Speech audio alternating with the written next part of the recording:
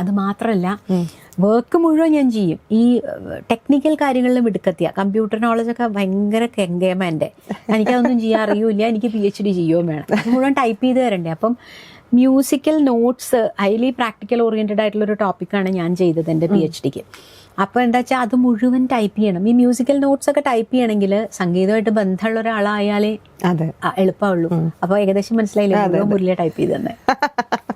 പകുതി credit type ചെയ്ത് തന്നെ മുഴുവൻ ഞാൻ. അപ്പൊ എന്നോട് പറഞ്ഞു എന്തൊക്കെ അങ്ങനത്തെ കാര്യങ്ങൾ ഞാൻ ചെയ്തു, ഫുൾ വർക്ക് ഞാൻ ചെയ്തു, ടൈപ്പ് ചെയ്തു. അപ്പൊ എന്റെ ഗൈഡ് പറയും, മഞ്ജു അത്രയും ഗ്രേറ്റ്ഫുൾ ആയിരിക്കണം. സർട്ടിഫിക്കറ്റിന്റെ കൂടെ ഒരു പേരും കൂടെ ആഡ് ചെയ്യാൻ പറ്റുന്നെങ്കിൽ അന്നായിരുന്നു. DR കൊടുക്കേണ്ടി വരും.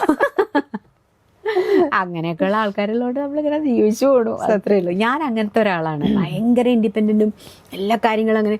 അത് ചെയ്യണത് എനിക്ക് ഭയങ്കര ഇഷ്ടമാട്ടോ. പെൺകുട്ടികൾ അങ്ങനെ ചെയ്യണ കാണാൻ എനിക്ക് അതിനോട്, ഞാൻ ഭദ്രക്കുട്ടിയോട് മോളോട് പറയാറുണ്ട്, മോൾ അങ്ങനെ ആവണം എന്നൊക്കെ പറയും. അമ്പടി കേമി അവള് പറയും, അമ്മ ആള് മോശമില്ല. പക്ഷെ എനിക്ക് അങ്ങനെയൊന്നുമല്ല, എനിക്ക് കുറച്ച് എല്ലാവരുടെയും സപ്പോർട്ടും അതിലിങ്ങനെ പോണ ആളാണ് ഞാൻ.